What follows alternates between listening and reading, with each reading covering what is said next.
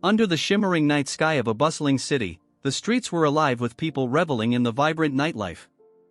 Amidst the commotion, the scene shifted to a lively restaurant where a man sat devouring his meal with reckless abandon. Onlookers began to murmur uneasily, debating whether to intervene. Some speculated he might collapse from overeating, puzzled by the tears streaming down his face as he indulged in the feast. His sheer size and appetite drew comparisons to a festive holiday dinner, leaving the crowd both amazed and bewildered.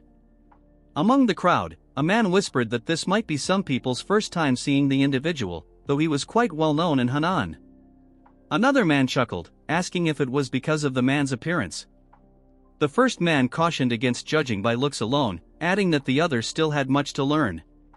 He explained that while the newcomer might not be local, he surely must have heard of this man, an extraordinary figure renowned for achieving the impossible, uniting all the merchant unions in Henan. The second man, visibly surprised, listened as the first revealed the man's name, Warren of the Sky Ocean Merchant Union, the grand merchant responsible for such an unprecedented feat. Nearby, a woman's voice cut through the murmurs, urging Warren to stop.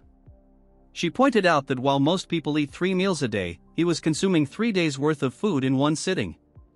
Frustrated, she tried to pull him from his chair, but her efforts were futile, as he was like an immovable mountain. Some in the crowd marveled at the notion that he was once considered handsome in his youth.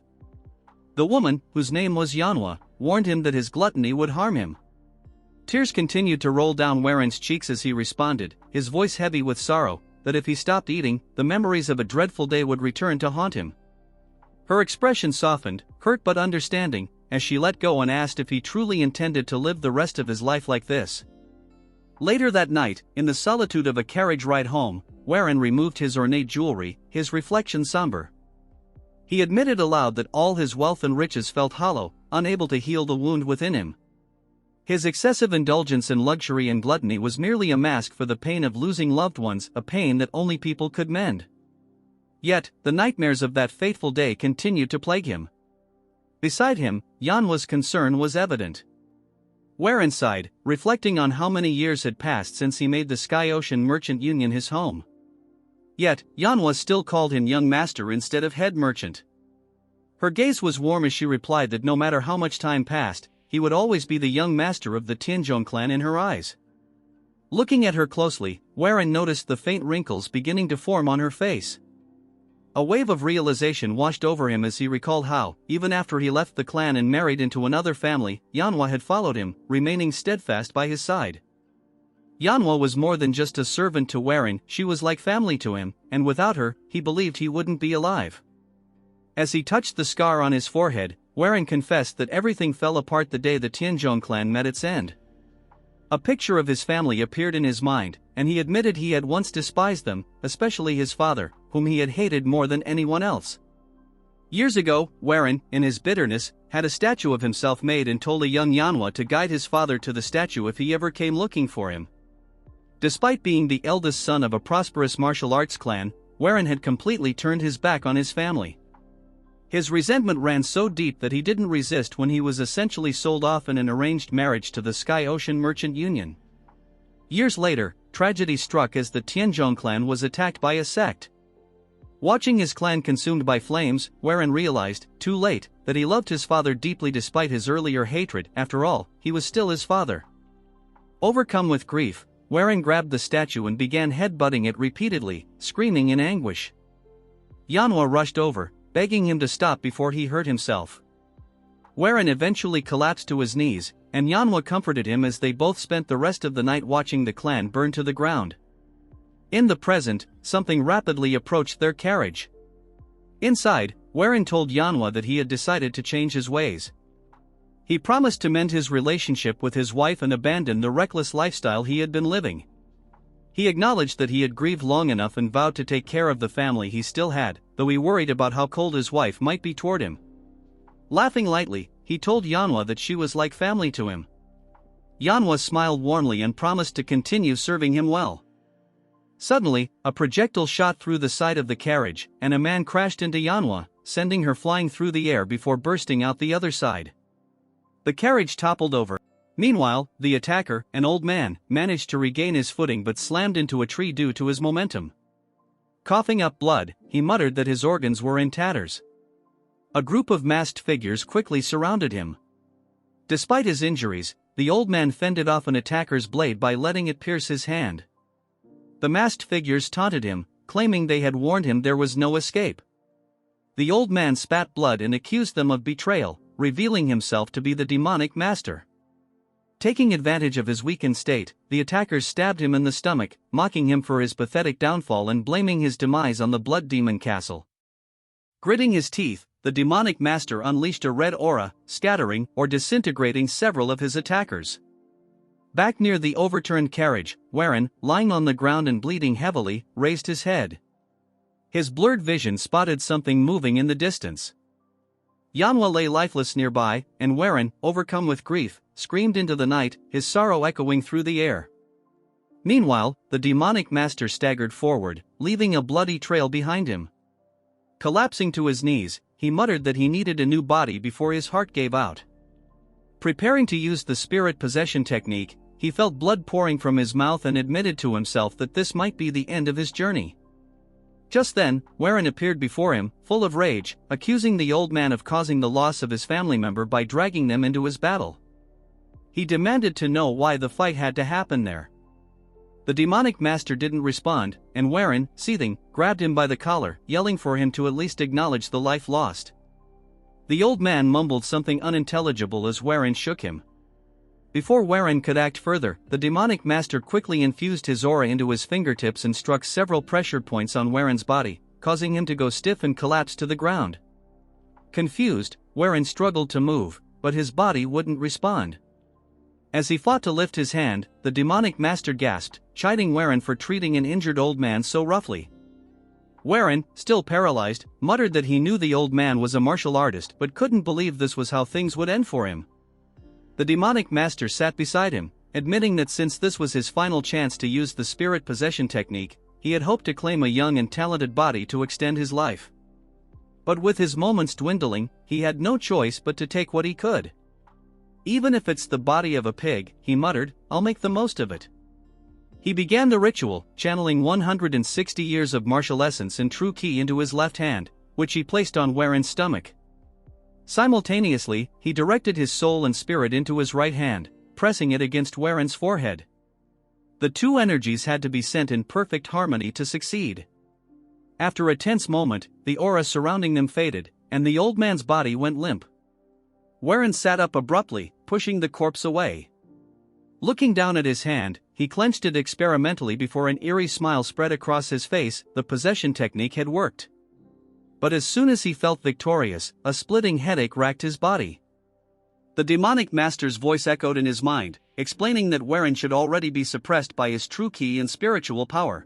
The scene shifted to show the demonic master's soul floating behind Warren's body, frustrated as he realized Warren was refusing to yield. I will survive, Warren shouted in defiance. I must avenge my clan. The old man, surprised by Warren's unrelenting willpower, scoffed, claiming it was futile. With an ominous smirk, he began to absorb Warren's soul, inhaling its essence. Warren's spirit started to deteriorate, his consciousness fading as the demonic master gained control. Suddenly, one of the masked attackers appeared behind Warren's body, immediately recognizing that the demonic master had already succeeded in transferring into his new vessel. Countless demonic humans of the three demonic heavens called him their master for a reason, but his reputation ends there as the assassin lunges at him with a sword. The old man mutters, "This is bad," realizing his spirit possession technique is on the verge of completion.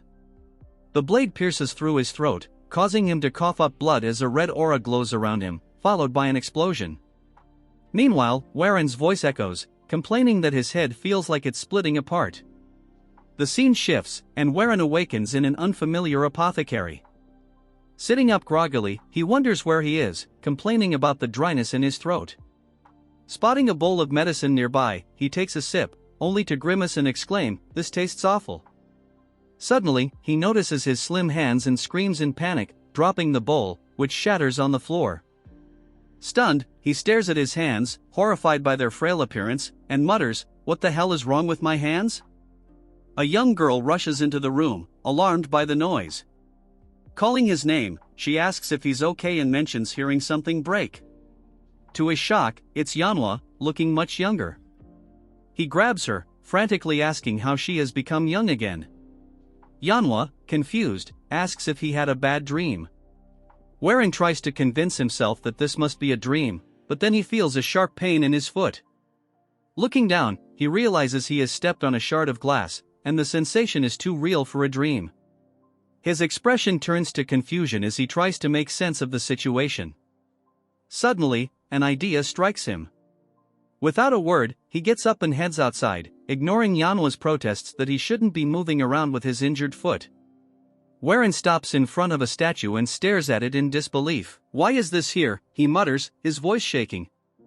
He remembers destroying it after that fateful day and can't fathom its presence now. His hands tremble as he reaches out to touch the statue.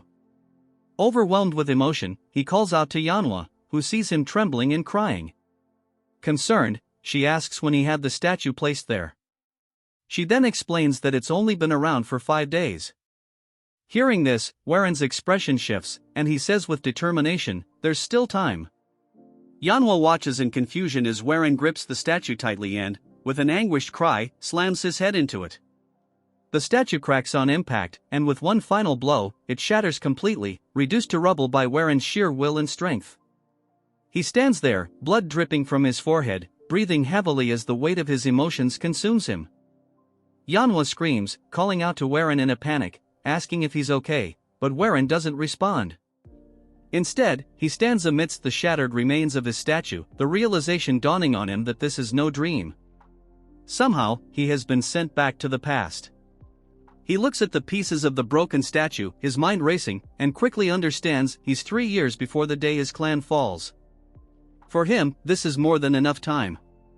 Determined, Warren declares aloud that he will protect his people and the Tianzhong clan at all costs. The narrative shifts to provide some background on the Tianzhong clan, a martial arts family residing near Tianzhong Mountain in Henan. Many years ago, several households named themselves after the mountain, but it was the Yong clan that unified them, earning the title of the Tianzhong clan. In its glory days, the clan was widely praised, its name synonymous with strength and prestige. However, over time, its reputation faded, and the clan became a shadow of its former self, no longer receiving the admiration it once had. We see Warren's father, Yong, sighing deeply as he sets down his teacup. He laments that it has already been 30 years, and yet no new expert martial artists have risen within the clan since Elder Yong Gosang, the supreme dragon of Henan. Sitting across from him, his wife listens as Yong expresses his sadness over the clan's decline. He admits that it's disheartening to see their family's legacy reduced to mere whispers of what it once was. She reassures him that they can still hope for Warren to recover and lead them toward a brighter future. However, Yong shakes his head, saying that she knows as well as he does how much Warren resents him. Yong explains that he had tried to be considerate, but perhaps it was his fault for remarrying too soon after his first wife's death, leaving his son feeling abandoned. His wife smiles gently, advising him to be patient, believing that Warren just needs more time. Yong, however, feels the gap between them growing wider rather than healing. He recalls visiting Warren 5 days earlier, only to find a statue in the garden. Warren had told him to pretend the statue was him instead. Sighing, Yong apologizes, admitting he might be venting too much. At that moment, Manhwa bursts into the courtyard, shouting frantically. Yong, alarmed, asks what's wrong and why she's so upset. Gasping for breath, Manhwa tries to speak but starts crying uncontrollably. Yong gently urges her to calm down and explain. Between sobs, she tells him that Warren has hurt himself and is now unconscious. Both Yong and his wife are stunned by the news. The scene shifts to Warren lying in bed, drenched in sweat, as though trapped in a terrible nightmare. In his dream, he's beneath a waterfall, watching koi fish swim around. His mother sits beside him, smiling warmly. Young Warren laughs, saying he's caught a big one and urging her to look. But when he turns, he finds her slumped over on the rocks. Dropping the fish, he runs to her in panic. The memory shifts to her lying in bed, pale and sickly, as Warren cries at her side. She calls him closer and apologizes for not being able to take him to the waterfall anymore. Hugging her tightly, he sobs while she gently consoles him, urging him to stop crying. Suddenly, the dream warps into a nightmare. the demonic master appears, grabbing Waren's head and mocking him for his tears. Calling him weak, the master declares he'll take Waren's head as a prize. The vision turns terrifying, and Waren screams as he jolts awake, his heart pounding. Waren awakes in his bed and looks around, immediately struck by a sense of familiarity mixed with strangeness. The room is undoubtedly his childhood bedroom, but it feels foreign after so many years. The realization sets in, he truly is back in the past. Overwhelmed by the weight of his memories, he reflects on the hatred he once harbored for his father and how he had isolated himself from his family. He recalls the tragic chain of events that began with his father's brutal murder and ended with the complete collapse of the Tianzhong clan. Regret seeps into his thoughts as he wonders if, with his knowledge of the future, he might prevent the devastation and protect the clan this time. Suddenly, a strange sensation disrupts his thoughts, a surging energy within his abdomen. He feels the heat intensifying, confused and alarmed by this unfamiliar force. Meanwhile, outside his room, two women gossip about him. One scoffs at the idea that Waren destroyed the statue by headbutting it, pointing out his long-standing frailty and lack of martial arts training. The other insists she saw it happen with her own eyes and speculates that he might be possessed. Before they can continue, the door slams open, and Waren steps out, trembling. The women immediately start stammering excuses for their gossip, but Waren pays them no mind. His focus is entirely on his body, which feels unnaturally hot, the heat radiating from his lower dantian. Panic sets in as he realizes the old man's energy has manifested, creating an overwhelming surge of Yang energy. If he doesn't find a way to control it, he fears he'll do something he'll regret. Without hesitation, he dashes into the forest, muttering to himself about the dire need to manage the energy. As he runs, his body feels as though it might explode from the intensity of the heat. Finally, he leaps into the cold waters of a waterfall, the same one from his dream, letting the freezing water cool his overheated body. Steam rises from him as he emerges, and he lets out a long, relieved sigh, feeling momentarily saved. Just as he begins to regain his composure, he hears a voice calling his name. Startled, he looks up to see his father, Yong, rushing toward him. To his shock, Yong leaps into the freezing water and grabs him, tears streaming down his face. Yong accuses him of trying to take his own life on such a cold day, his voice filled with desperation and sorrow. Waren is overcome with emotion at the sight of his father alive, but he holds himself back from acting too affectionately, knowing it would seem odd given their strained history. However, his emotions get the better of him, and he embraces his father tightly, unable to stop himself from crying. In his heart, he feels a profound gratitude for this second chance. Whether this is a dream or reality, he vows never to lose his family again. 3 months pass, and Waren's relationship with his family begins to heal. One day, he goes fishing with his younger half-brother, Kajung, a boy he barely spoke to in his past life.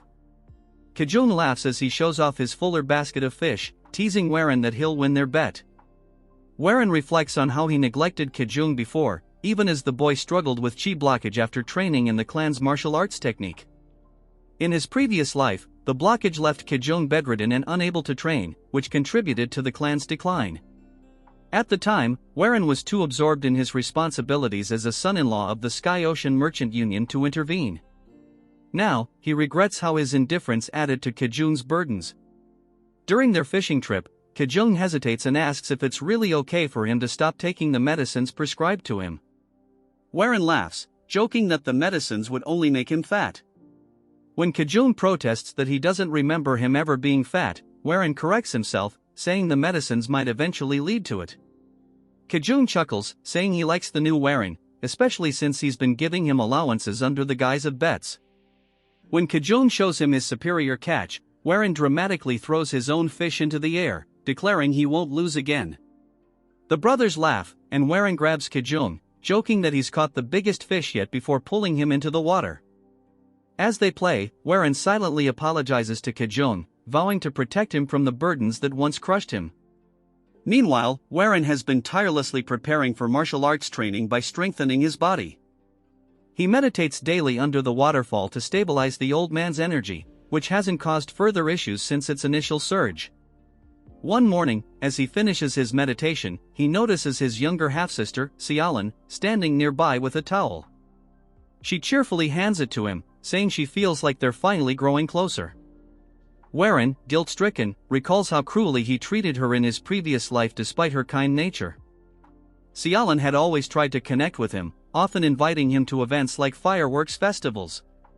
Each time, he had snapped at her, telling her he had no time for such trivialities and leaving her in tears. The last time she invited him was the final interaction they ever had. On her way to the festival, she was murdered, and Beyond, devastated, launched a personal investigation.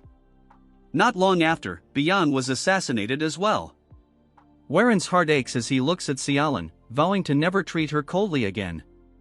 This time, he will protect her, Kajong, and everyone else he lost.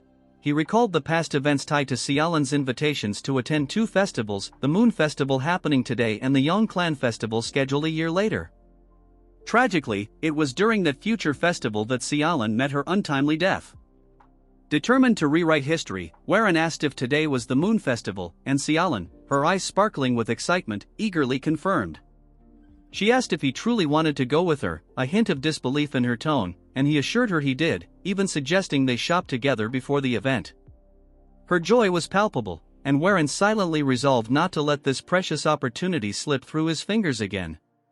He was determined to protect his family, rewrite the fate of his loved ones, and restore the Tianzhong clan's former glory, no matter the cost. Later that day, Warren joined the other disciples for training at the estate. This was a stark contrast to his former self, who had spent his days confined indoors, swallowing bitter medicines and immersing himself in books, refusing to engage with the outside world. Reflecting on how drastically his life had shifted, he acknowledged that the ominous energy from the old man's spirit, which once terrified him, now served as an unyielding force driving him forward. While he still didn't fully understand the nature of the energy, it compelled him to test his limits and push his body beyond its former fragility. As Warren practiced, his father, Beyond, noticed him and called out. Watching his son with a mix of awe and emotion, Beyond tearfully remarked how much Warren had changed, proudly acknowledging his growth. Embarrassed by the public display, Warren tried to dismiss it, reminding his father that the other disciples were watching. Laughing, Beyond waved off his concerns and suggested they take his training to the next level. He offered to arrange for a formal martial arts instructor to teach Warren, who, to Beyond's surprise, revealed he already had someone in mind. Before they could delve deeper, Sialan entered the scene, running up to Warren and throwing her arms around him. She gleefully showed off her new clothes, twirling and asking for his opinion. Her cheerful energy lit up the courtyard as she declared that her brother had picked out the outfit, and she thought it was beautiful. Beyond sighed but admitted she looked lovely, and Sialan laughed, expressing her love for him. Watching the interaction, Warren reflected that having a strong body alone wouldn't be enough, he needed the skills and strength to truly protect his loved ones. Determined to grow stronger, Warren sought out Byeong, the dragon flower sword, renowned for her exceptional martial prowess. In the courtyard, he found her practicing with an unmatched grace, her movements fluid and precise, as if dancing with the wind. Her reputation was not widely known, but Warren, with his knowledge of the future, understood the true extent of her strength. Gathering his courage, he approached her, bowing deeply and asking to become her disciple. Surprised by the request, Byeong remarked on the rumors of his recovery, admitting he seemed different, but she doubted that anyone could change so quickly. She flatly refused, explaining that her focus was on uncovering why the Tianzhong clan's secret arts had stagnated. Her rejection stung, but Warren refused to give up. As she turned to leave, Warren, driven by desperation, dropped to his knees, shocking Byeong. She questioned his actions, finding it absurd that the eldest son of the Tianzhong clan would kneel over what she considered an insignificant matter. However, Warren's voice, filled with conviction, told a different story. He passionately declared that her contributions to the clan were far from insignificant. Drawing from his knowledge of the future, he recounted her pivotal role in the battle against the D sect, where she earned the title Dragon Blood Flower for her bravery. Though the title was not flattering, she had given everything to rebuild the clan, only to meet a mysterious and tragic end. Warren vowed to prevent her death and the downfall of the clan, his voice trembling with emotion. Intrigued by his words and apparent sincerity, Byeong decided to give him a chance, though she imposed a daunting condition: he must land a single hit on her in a sparring match. Confident in her abilities, she further handicapped herself, stating she wouldn't use chi or the clan's martial techniques. Despite his determination, the match proved disastrous for Warren. Byung effortlessly disarmed and knocked him down repeatedly, her skill far beyond his reach. Still, Warren refused to surrender, his resolve burning as fiercely as ever. Even as he collapsed to the ground, battered and seemingly unconscious, his hand never let go of his sword. This stubborn tenacity earned Byung's respect. As she turned to leave, acknowledging his effort, a faint red aura began to emanate from Warren's body. It darkened ominously, signaling the latent power within him stirring, and hinting at the immense challenges he would face on his path to change his family's fate. She feels it turning back, seeing Warren standing once more, the red aura swirling around him. She instinctively grabs her blade, telling him to return to his senses. But before she can finish speaking, he has already closed the gap, right in front of her. She manages to swing her sword, knocking his away, but nervously sweats, saying he's actually very fast. Warren leaps again, attacking from above, but this time he lands a hit, sending her crashing into the wall. She now realizes she's been cornered. As he comes in for another attack, she sees it and knows it's too dangerous. She has no choice but to counter it.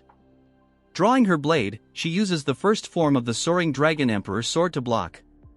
However, to her surprise, Warren stops just before hitting her face, leaving her completely confused.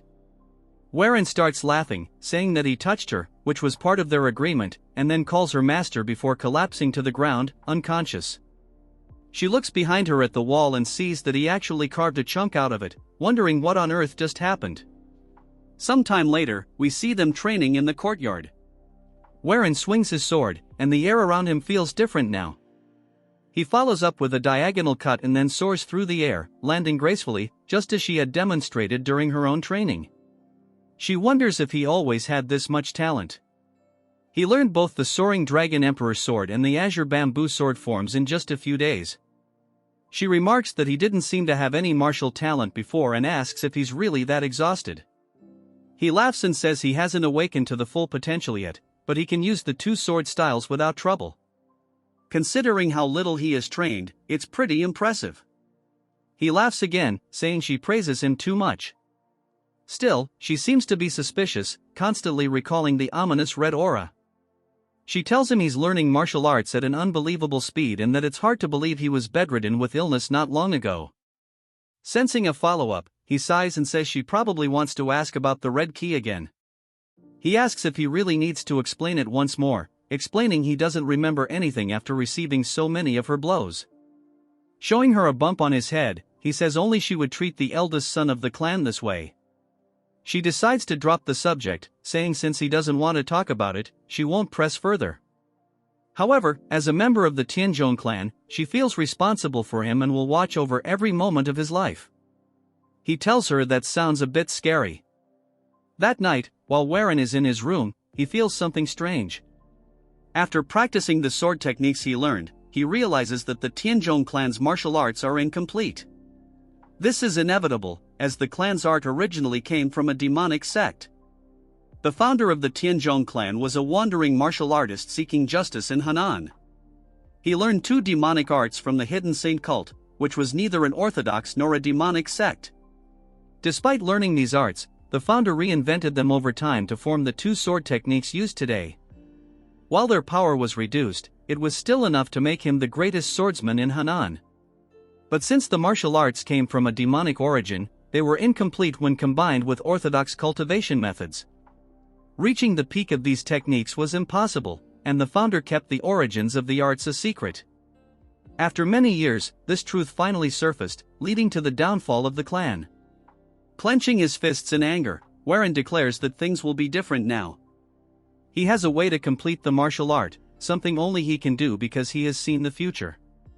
Later, Warren talks to his father and stepmother, telling them that he plans to visit the clan. Byung asks what business he has there, and Warren explains that he recovered his health by learning martial arts and believes it would be good to visit them, especially since they have an arranged marriage. Byung comments that time flies and that the marriage was arranged before Warren was even born. He begins to mention the daughter's name, but Warren interrupts, saying her name is Jel Changyang. His father smiles, agreeing, and says he was good friends with her father, Yugel. He's heard that Chanyang is incredibly beautiful and asks when Warren plans to leave. His stepmother suggests that since Warren has just recovered, it might be better for him to take more time to rest. Warren laughs, saying that he's of age now, and meeting people through travel is an important part of life. He adds that his father was around his age when he met Yugal. His stepmother agrees but warns him to be very cautious about his health and safety, as the trip will be long and take over a month. She insists that he needs a dependable bodyguard. Just then, we see Bayan looking furious. Warren is happy to see her but asks who the two men behind her are as they step forward. The men begin to approach and grab her by the arms, leaving Warren wondering what's going on. The men smile and comment that he's in much better shape now, clearly training his body, and that he's very different from before. Warren guesses that they must be the Rising Ghost Blades and says it's nice to meet them. The men confirm they're here to protect him and add that Warren has the potential to bulk up and gain muscle. The two muscle-headed brothers are introduced as Jungwook and Wook. Warren says that although they may seem like muscle-heads, they're skilled enough with swords to be called the Ghostblade Blades. He comments that his father must have put a lot of thought into choosing his guards. Warren immediately tells them that he will decide the path they take on the journey and hopes they will follow his lead without question. Jungwook stares at him for a moment before agreeing with a smile. Warren says they should leave immediately, as everyone else is ready. Warren bids farewell to his family, and Xiaolan wipes away her tears, asking if he really has to go. He apologizes and promises that he will go wherever she wants during the central festival. She asks if he's serious, and he smiles, saying of course. Both Bang and his stepmother watch him proudly. Warren then calls out to Kajung, asking him to look after Xiaolan and the family while he's gone. Kajung wonders if his brother has always been so tall and promises to protect them with his life as he salutes him. Warren takes a few steps back, telling them he's ready to leave. We see his father and the family respectfully bidding him farewell as he heads out with his guards. Just as he begins to leave, a familiar voice calls out to him. When he turns, he sees Yanoa running toward him. Warren immediately recalls the time when the clan was already failing, and he was leaving in a carriage. Yanoa had chased after him, calling his name and begging to go with him. It feels just like what is happening now, and Warren can hardly believe she's chasing after him again. He starts to think about it, but Jungwook advises him to refuse her, saying it's too dangerous for a servant girl to join them. He tells them to wait a minute. Getting off the horse, he runs toward her. He apologizes, closing her eyes, thinking she might get slapped. She is instead shocked when he hugs her tightly. The rest of the party watches the drama unfold. Warren tells Yanoa that she always wishes to be by his side. For that, he is forever grateful. He explains, however, that the path he is taking could be extremely far and dangerous. As of now, he is unable to protect her if she went with him. He doesn't want to bring her harm since she is his beloved family. With a smile, he tells her that she has to stay with the family. Yanoa cries as she agrees to his terms.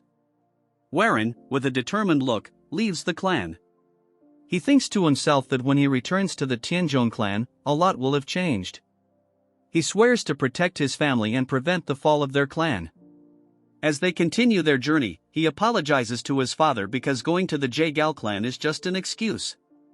It is not far from the Wudong clan, where the secret to perfecting the incomplete martial arts of their clan lies. They will be heading to Wudong as their journey continues. Warren, looking up at the sky, suddenly finds himself in a giant body of water. As he walks around endlessly, he says, "This place is way too vast." He then feels something in the water behind him. When he turns around, it's none other than a signboard. When he picks it up, he sees that it's actually the Tianzhong clan's board. When he looks back up, what was a giant endless sea is now an ocean of flames. He sees the clan house on fire, looks at it in disbelief, and starts screaming, "No," while running around. The demonic master appears, calling him a fool. Warren falls to the ground, screaming. The master says that after receiving the greatest possible opportunity that goes against the heavens themselves, Warren is going to waste his time on such childish endeavors. Warren asks how he's here, and the old man tells him that he cannot change anything. Gazing at him as if he were peering into his soul, the master demands he hand over his body. But just then, a sword cuts through the apparition of the old man, snapping Warren back to reality. Bang asks what he's busy daydreaming about. Warren then sees her flying straight at him, knocking his sword out of his hands, sending it backward, and putting her sword right up to his neck. He tells her that he surrenders. She says he's unable to keep his focus and asks if he's feeling unwell. He says it's not that, his sleep has just been really bad for the last few days. We then hear Jungwook say, if he doesn't feel well, how about he trains with us? We see the boys hitting both the squat and the bench press. They say these are the best things for increasing one's strength and that he can utilize his muscles very efficiently with this. Warren sweats nervously and walks away, saying, maybe next time. More importantly, I have something to announce regarding the trip. As they roll back on the road, he says that before they head to the Jaegal clan, he wishes to stop by Mount Seven Sages. Jungwook asks why, and Warren explains that he's read a book written by a renowned herbalist, and it says there's a part of Mount Seven Sages where 100-year-old ginseng can be found. It is also said that there is monkey wine, which is rare and hard to find elsewhere in the world. Both of the brothers start drooling at the thought of the wine. Warren says he heard that they love alcohol so much that people call them the two rising drunken ghosts. They immediately agree with him and support his decision. However, Byung shouts at them, warning that Mount Seven Sages is near the demonic sect, and their presence could cause trouble with the orthodox sect. Warren asks how people will know they're from the Tianzhong clan. If they get caught, they can just say they're from another clan. She says that would be disrespectful because it concerns the pride of the clan. He asks her if that's really so important. If they were to encounter a great evil and someone asks where he's from, he won't hesitate to say he's from a demonic sect, as survival matters more than pride. Jungwook asks why they should fear the demonic sect in the first place. He tells Byung that he agrees with Warren, and she asks if they're serious or just interested in the monkey wine. It turns out Jungwook has already become excited, like a monkey, at the thought of the wine. Warren then says that he wants to bring something back for his parents, as he's caused them so much trouble up until now. Byung believes his acting and says that if he really wants to go, they can. He thanks everyone and suggests they make proper preparations. At a nearby inn, he smiles and says that, of course, he lied about the monkey wine. There isn't any on the mountain. Instead, there's something much more valuable, the demonic poison stoneflower. This flower grows from a rare and dangerous crystal created by centuries of poisonous insects gathering in a certain tomb when it's their time to die. The poison from these insects forms a puddle that hardens into a crystal. Occasionally, a seed falls onto the crystal, sprouting into a flower filled with poison and demonic energy. This is the demonic poison stoneflower, and it should be found on Mount Seven Sages. However, as soon as they arrive at the inn, Warren overhears people talking about how many demonic sects are gathering near the mountain, all hoping to find the demonic poison stoneflower. He wonders how the whole world knows about it. Byung then starts sipping her tea and explains that there are many powerful demonic masters at the mountain, which doesn't sound like a good situation to be in. Warren agrees, acknowledging that there will definitely be a fight over the flower, but he doesn't need to get involved. His goal is to defeat Gochiok, the heir to the Serpent Dragon sect, who will be the last one standing and claim the flower. Gochiok has reached the peak level from being a first-rate in just half a year, and the flower will be a perfect ingredient for his martial arts.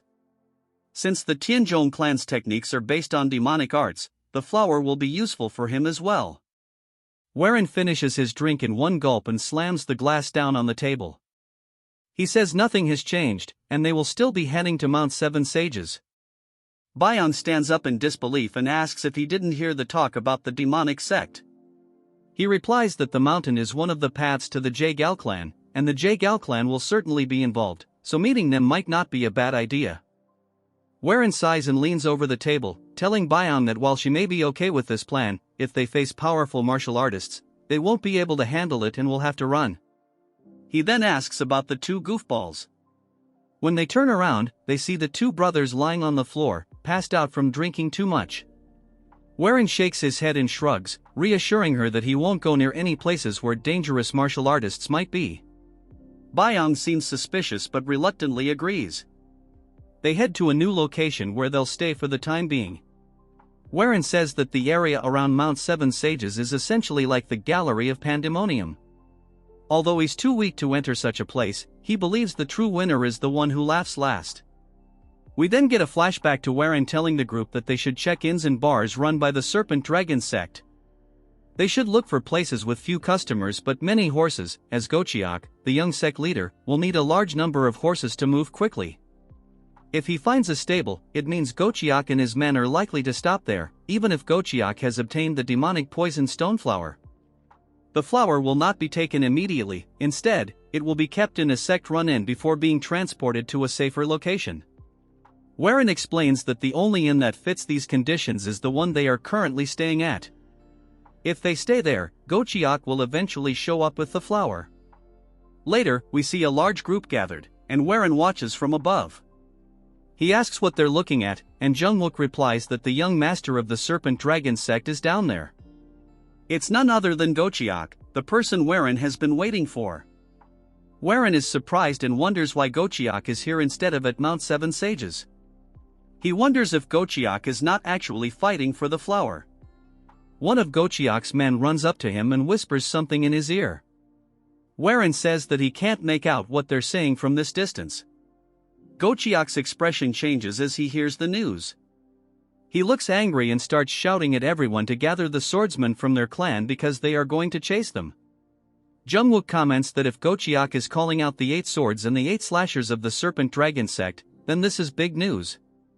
Warren thinks that if something urgent just happened, it could create an opportunity to steal the flower, giving him a higher chance of getting it himself. He tells Jungwook to get ready because they're going to follow the group. Byung starts yelling, asking why he wants to chase after a demonic sect, saying it's too dangerous. She's really worried and asks why he keeps getting involved in more risky situations. Warren tells her that Janghu is about to go through a big change, and to survive in the chaos, they need to get stronger.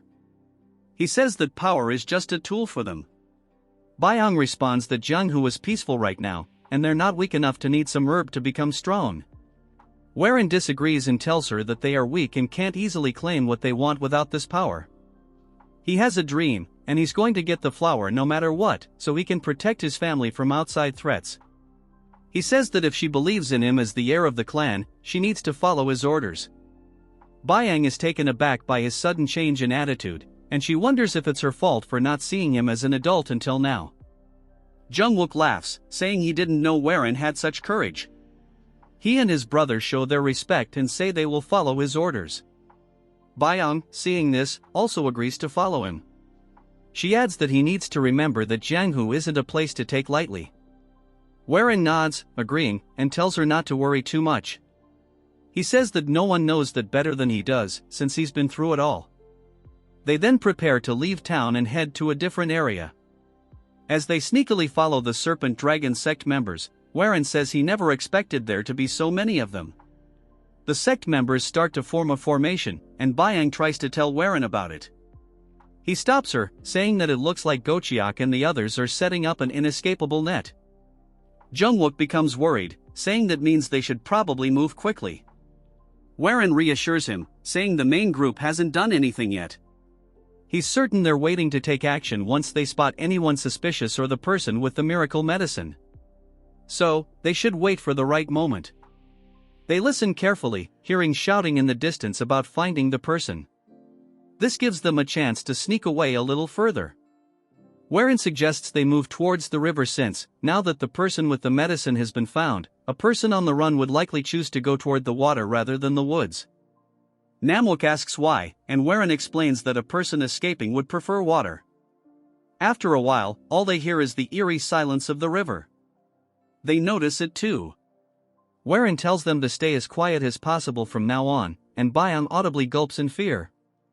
Suddenly, a man walks through the river, screaming for help. He is covered in blood and getting closer to them.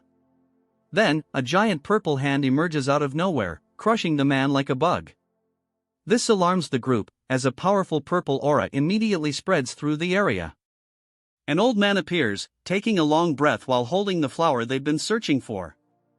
Byung wonders if this is the flying demon bloodlion, and Warren asks if she knows who he is, sensing the ominous aura. Jungwook is surprised, saying Warren doesn't know who he is, adding that if you were to pick 100 experts in the demonic martial scene, the Blood Lion would definitely be one of them. Warren notes that the man doesn't seem to be in a good mood and spots the flower in his hand. Warren realizes that if the Blood Lion has the flower now, it's about time for the Serpent Dragon sect to make their move. They quickly pull back from the Blood Lion, thinking they had the upper hand. Gochiak then says that he ran all the way here after killing the most elite members of his sect.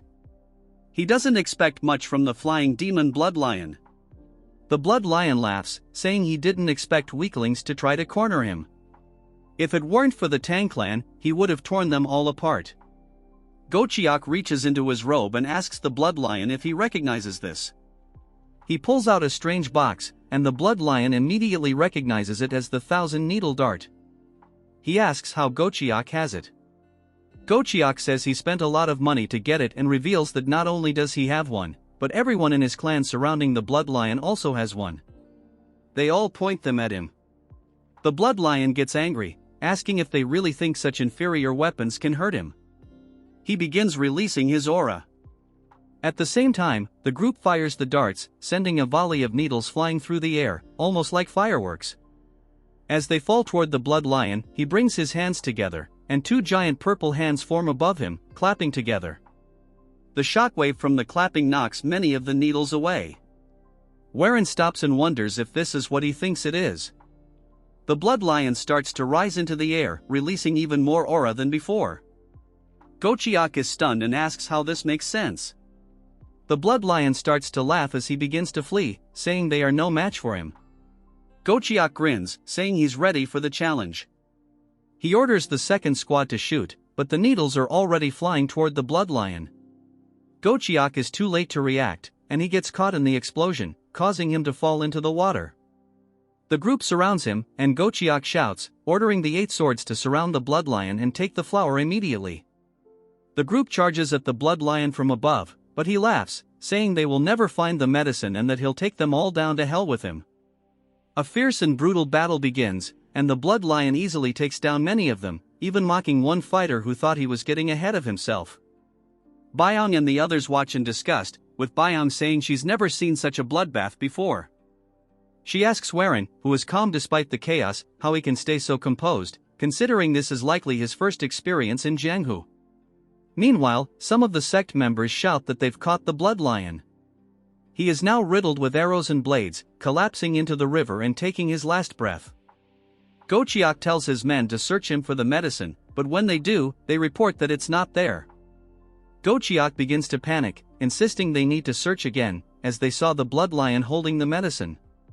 There's no way he could have hidden it, and they must find it. Warren tells the group to follow him as they move through the trees. He calmly explains that the miracle medicine isn't actually on the Blood Lion, but he has a hunch about where it might be. Byang asks if he's sure, since they clearly saw the Blood Lion holding it. Warren explains that the Blood Lion probably sent it down the river.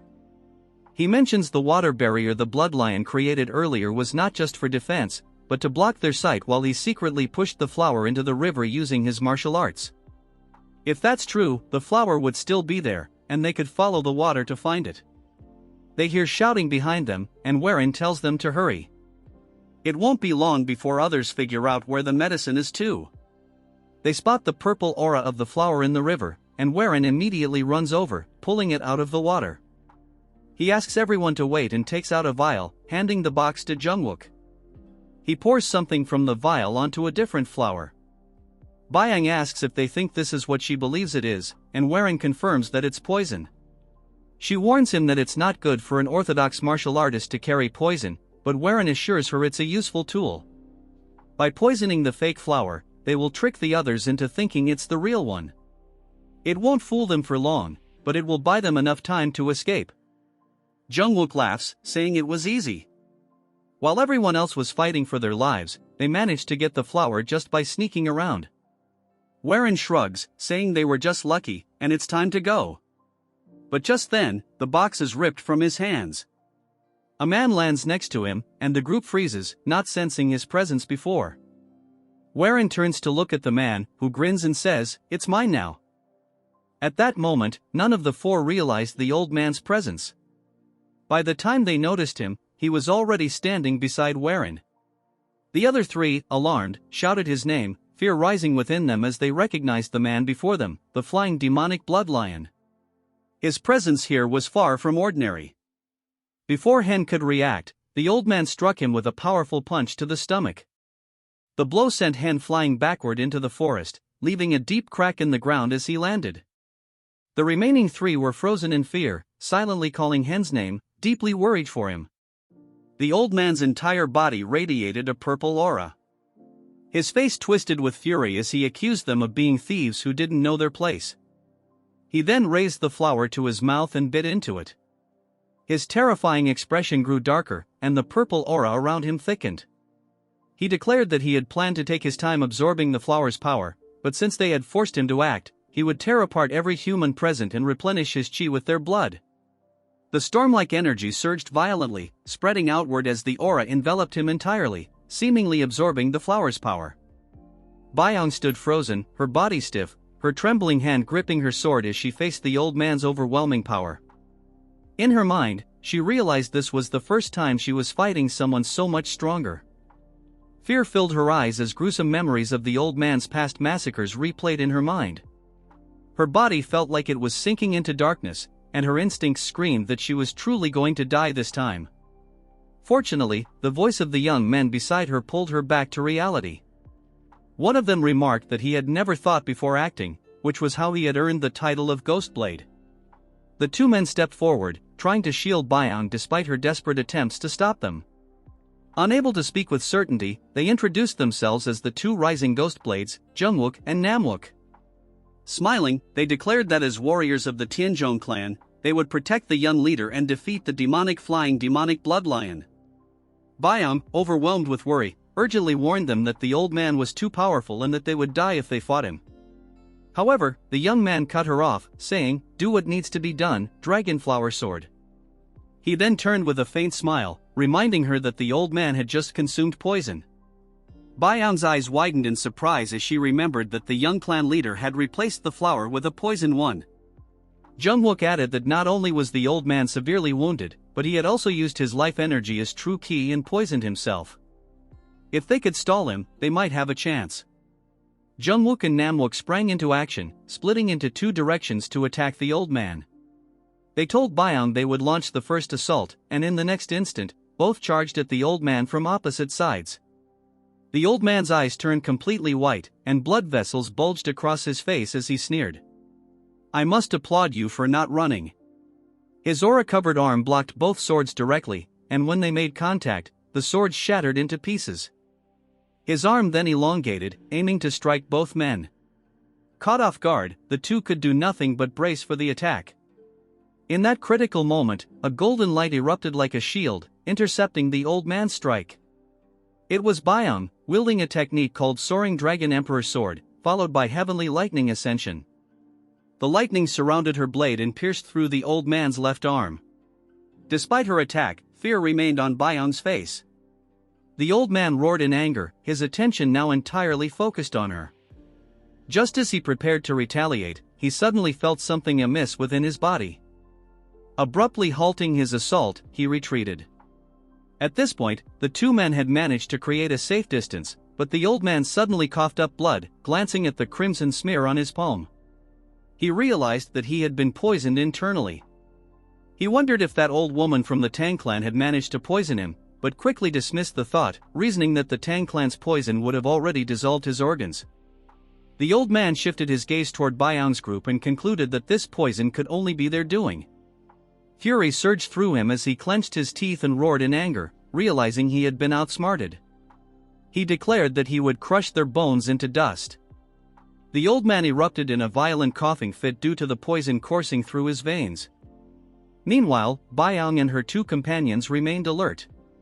She recalled Ghostblade's words and thought to herself that the old man was nearing his limit. If they could stall him a little longer, they might actually be able to defeat him. However, the old man's sudden maniacal laughter stunned her. He clutched his face, laughing like a lunatic, only to abruptly stop.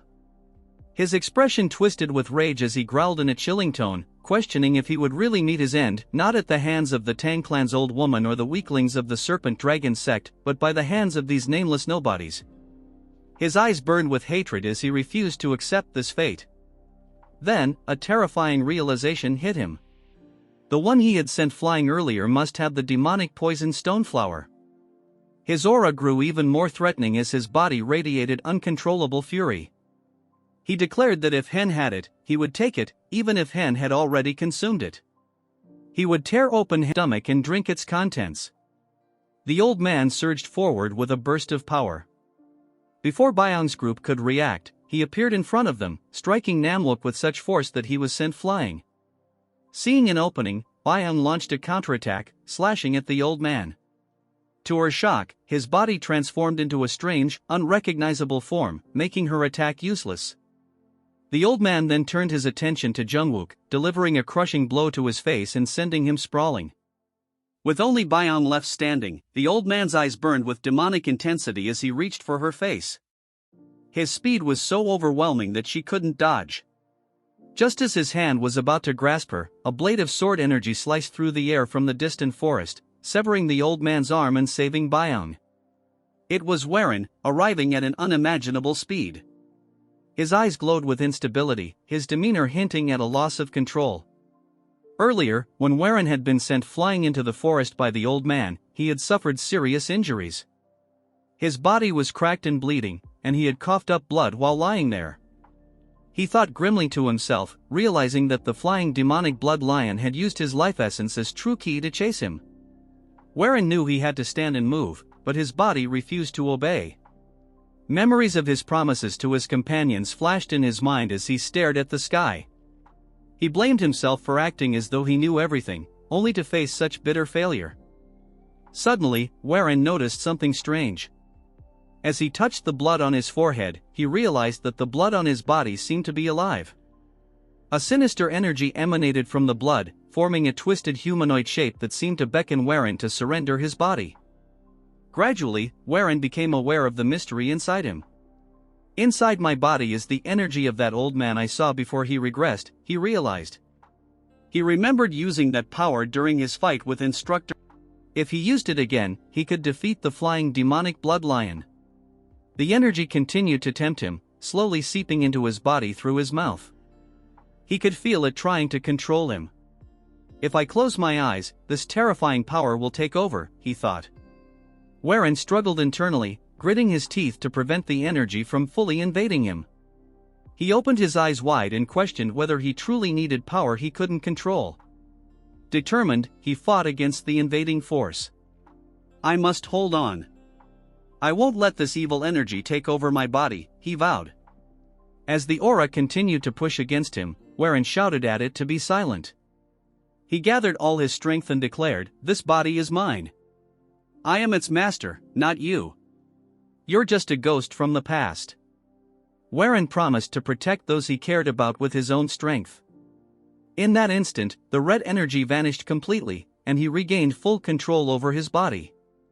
Without wasting any more time, he focused on his legs and propelled himself toward the battlefield, where his companions were still struggling against the terrifying old man. Just in time, Warren appeared and used the red energy to sever the old man's arm. The old man's arm was cut off, and blood poured out uncontrollably. His face showed shock, unable to understand what had just happened. He quickly retreated, crying out in pain. The old man glared at Warren with hatred, but a second later, his eyes widened in shock. Surrounding Warren was a terrifying red energy that caught him off guard.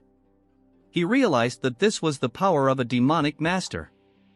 Stunned, the old man demanded to know how Warren possessed such energy.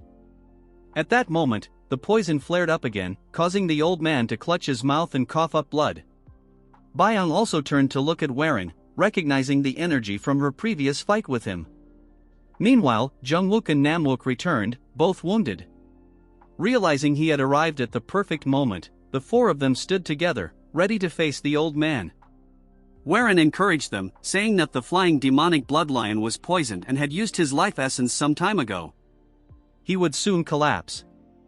With a serious expression, Warren gave his first order as the heir of the clan, commanding them all to survive. The group's eyes burned with determination as they stared down the old man. Weakened by poison and the loss of his arm, the old man admitted, "I have faced many challenges in this land, but this situation is one I can't understand." Resolved to fight to the death, he declared that he would give up his own survival and use the last of his strength. His body began to glow with a purple aura. Despite not fully understanding how he gained such power, he sneered and said, "Struggle as much as you want." Facing this deadly foe, the group heightened their guard, fully prepared for a life-or-death battle. In the next moment, both sides charged at each other with all their strength and resolve. No one knew how long the battle would last or what the outcome would be. Elsewhere, a man angrily shouted at his subordinates for failing to find the old man. He and his group quickly moved through the forest, thinking that the old man would soon use his life essence. They arrived at the river near the forest, and when they emerged, the man was shocked by the sight before him. The clearing showed signs of a fierce battle, and he recognized traces of the Blood Lion's martial arts. He grew more alarmed. Just then, his subordinates called out, announcing that they had found the old man. The man rushed over and saw the old man's body lying on the ground, covered in fatal wounds, blood pooling around him. They concluded that he was dead. The man, dissatisfied, demanded to know the whereabouts of the flower. His subordinates hesitated, unable to answer, and his fury grew. Realizing they had no information about the flower, he roared, "If you can't find the flower, you will die." One of the subordinates nervously confirmed that the flower wasn't there. Enraged, the man drew his sword, prepared to kill the subordinate. The young man closed his eyes tightly, bracing for death. However, to his relief, the man did not follow through.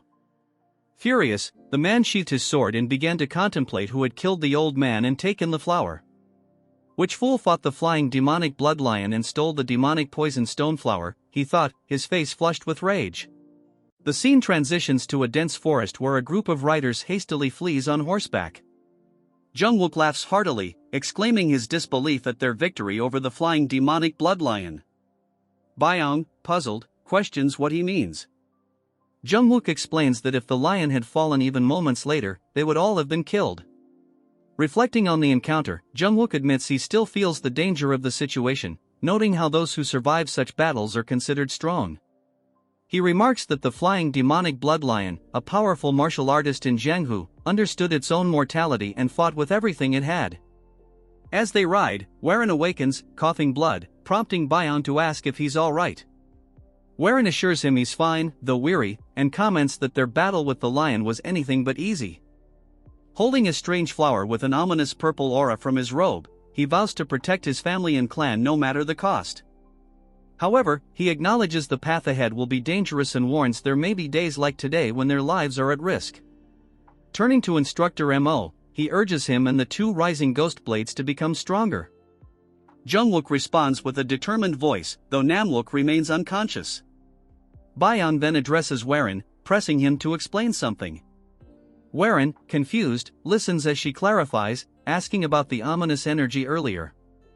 Jungwook interjects, stating that the aura felt unlike the energy of the Tianzhong clan and more akin to the flying demonic blood lion's sinister chi. Byung, now worried, asks if Warren has learned demonic arts. Internally, Warren debates whether to reveal his regression, fearing the consequences it might have on the future, and ultimately denies the accusation. He promises to explain everything later.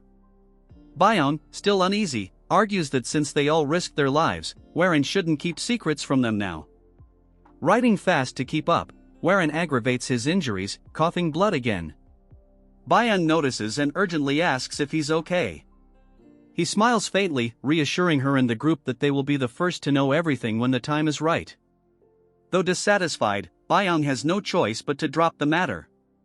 She signals the group to stop and rest, as Warren's condition worsens. As they dismount, Byung observes Warren's declining state and suggests seeking help from the Jaegal clan. Warren disagrees, reasoning that their pursuers, including Gochak and the Serpent Dragon sect, would only bring trouble to the Jaegal clan. Instead, he proposes heading to Mount Wudong, where he has heard of a skilled physician with the surname Heir.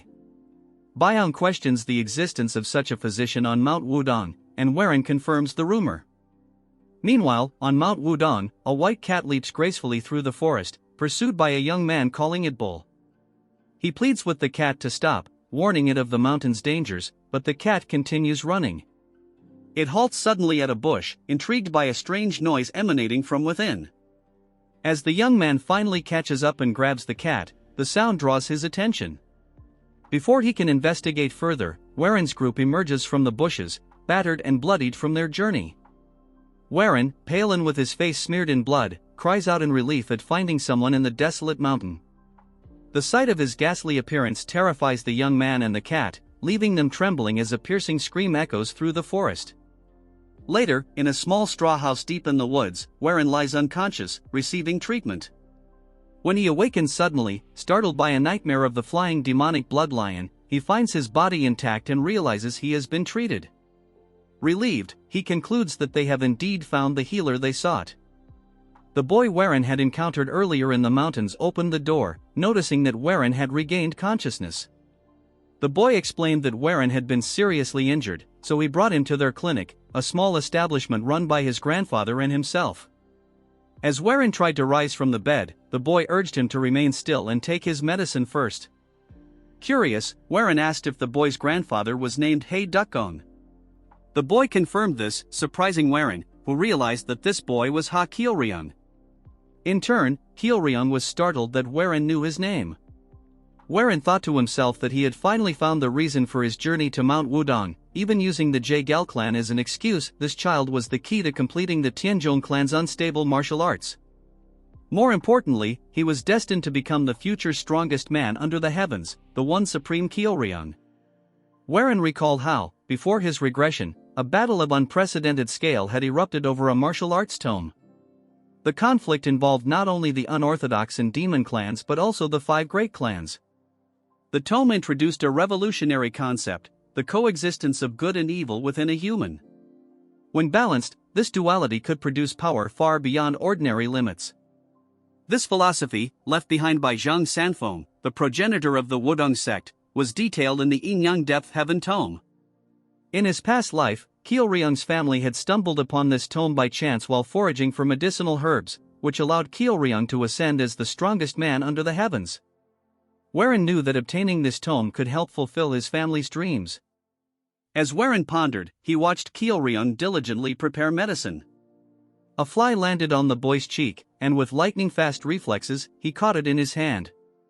This casual display of speed surprised Warren, revealing that Kielryung had also been trained in martial arts. However, the boy merely smiled modestly, mentioning that his grandfather had taught him. Despite Kielryung's young age, his skill left Warren astonished. At that moment, an elderly man with white hair and a kind smile entered the room, recognizing that Warren had awoken. This was Hei Dukgong, Kielryung's grandfather. After some time, Warren, nearly fully recovered, stepped into the yard, where his companions had also recuperated. Together, Warren and his 3 subordinates bowed deeply to Dukgong in gratitude. Introducing himself as Warren of the Hanan Tianzhong clan, he sincerely thanked the healer for his aid. Dukgong waved off the thanks, insisting it was his duty. However, he then asked why someone from the Hanan Tianzhong clan was in this region. This question momentarily froze the group. Thinking quickly, Warren replied with a smile that he had come to gather ginseng. Dukgong raised an eyebrow, commenting that while they had some medicinal herbs, ginseng was rare and difficult to find. He inquired further, asking why they needed ginseng. Facing Dukgong's probing gaze, Warren appeared briefly flustered but quickly adopted a sorrowful expression. Tears welling in his eyes, he fabricated a dramatic story. He explained that his mother had fallen gravely ill and that his parents, who had cared for him despite his frail health as a child, were the reason he could leave the clan and explore the world. His voice grew more emotional as he claimed he had received a message about his mother's condition and learned that ginseng could save her. As he spoke, he began crying louder, wiping away tears of supposed filial affection. Byung, standing behind him, marveled at his acting, though she couldn't help but recall how healthy Warren's mother had been when they left. She silently wondered why their young clan leader would resort to such an elaborate lie. To their astonishment, Dukgong was deeply moved by Warren's performance. Overcome with emotion, he praised Warren as a model of filial piety and declared that he was touched by the young man's devotion to his parents. With tears streaming down his own face, Dukgong rushed off, announcing that they must find wild ginseng immediately.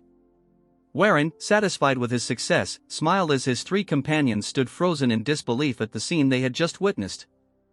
The scene shifted to the mountains, where Byong, drenched in sweat and breathing heavily, was astonished to realize that Warren's search for ginseng was serious. She turned to look at him and saw him desperately scouring the area. Noticing Byong slowing down, Warren reminded her firmly to keep searching and not just stand idly. His gaze was resolute as he mentioned needing to find the yin-yang depth but quickly corrected himself, substituting it with ginseng for his mother.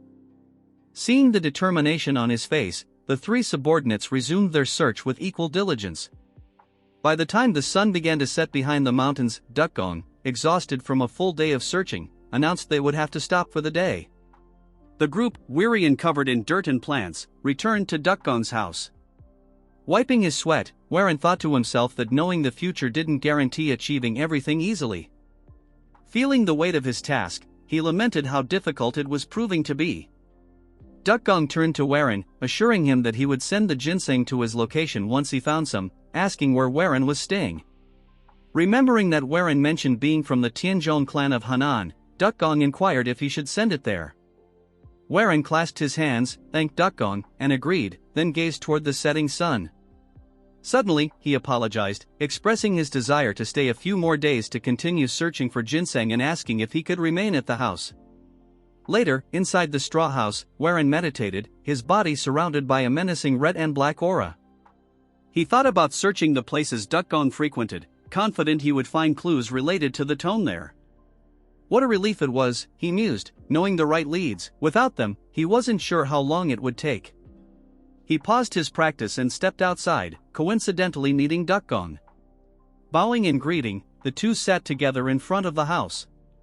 Dukgong asked if Warren wanted to hike with him, but Warren politely declined, stating he would continue searching on his own. Dukgong smiled lightly, saying he could do as he wished, and the atmosphere turned quiet. Breaking the silence, Warren asked about Kyeolryung's whereabouts. At that moment, Kyeolryung appeared holding a white cat, but his expression was filled with fear.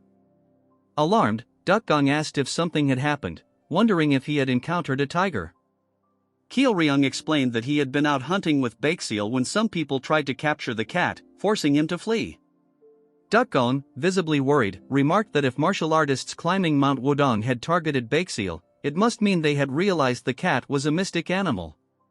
Suddenly, a group of people appeared, shouting that they had found their target. A girl in the group, around Kyeolryung's age, commented on how fast he had run. Addressing Kyeolryung, she asked if he owned the cat and suggested he sell it to her. Kyeolryung firmly refused, declaring that Baekseal was not for sale. Annoyed, the girl demanded an explanation and offered a handsome sum in exchange. Despite her insistence, Kyeolryung resolutely rejected the offer, his voice loud enough to draw the attention of Warren's subordinates, who watched the scene curiously. The two groups faced off as Kyeolryung shielded Baekseal behind him. Dukgong stepped forward, apologizing and explaining that Baekseal was like family and not something they could sell. The girl, speaking loftily, warned Dukgong that others would have taken the cat by force and told him to count himself lucky it was her making the offer. She urged him to hand over the cat. Watching her haughty behavior, Warren thought she was arrogant but also reminiscent of his former self.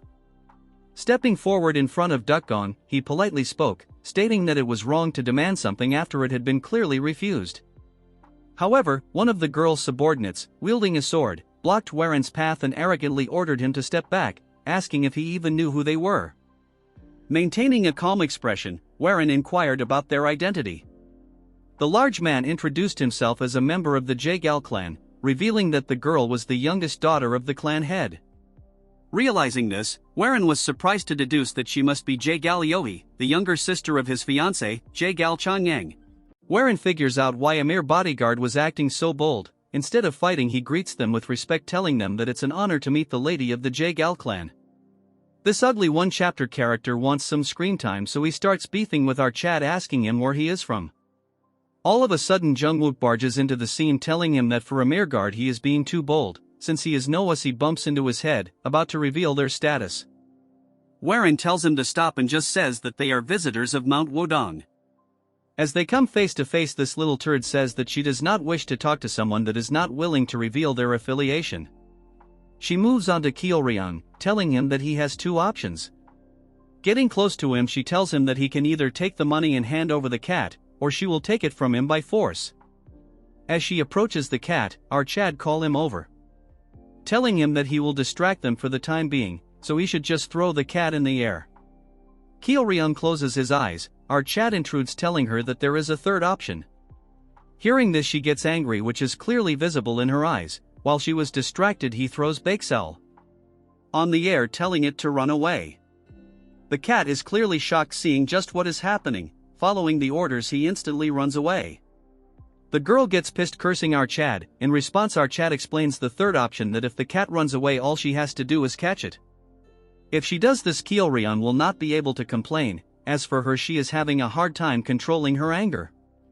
She orders her minions to go capture the cat. Immediately they chase after him without wasting a second.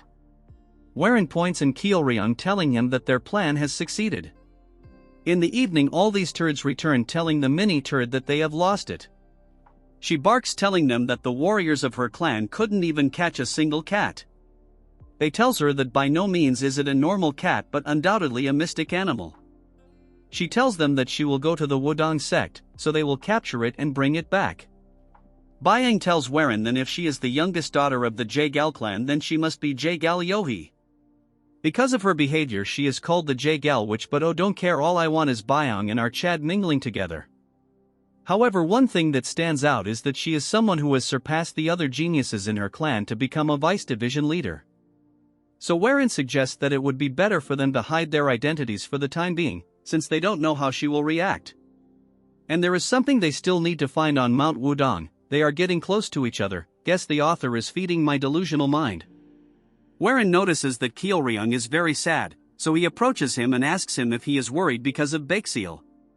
Top cheer him up. Our Chad tells him not to worry since our kitty is very fast.